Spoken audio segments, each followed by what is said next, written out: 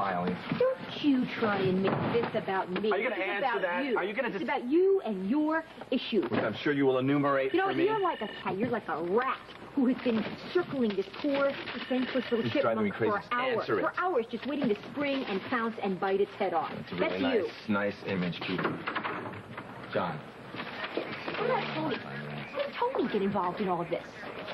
Tony assaulted Vincent Russo. Remember? It's Russo? That's not assault. That's a public service. And when does that fall under federal jurisdiction?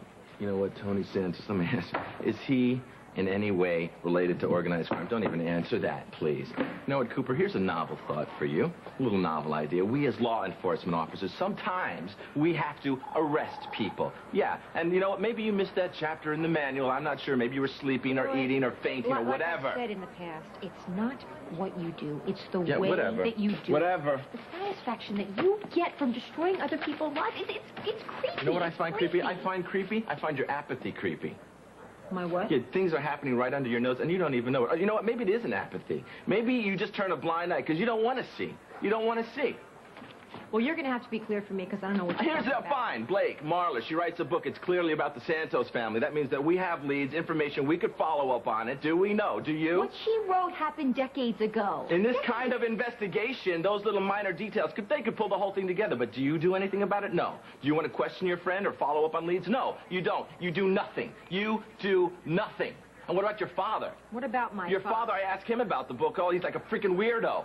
He's weird with everybody. No, my point is get your priorities straight, okay? Just get your priorities straight. Stop being everybody's best friend. And if you're not going to do your job, get out of the way and I'll do it for you. And maybe you want to check your voicemail because I hate to see you get a little hole in your social calendar.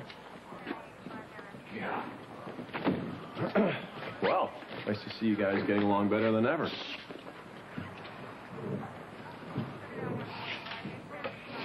Harley, Philip was just here.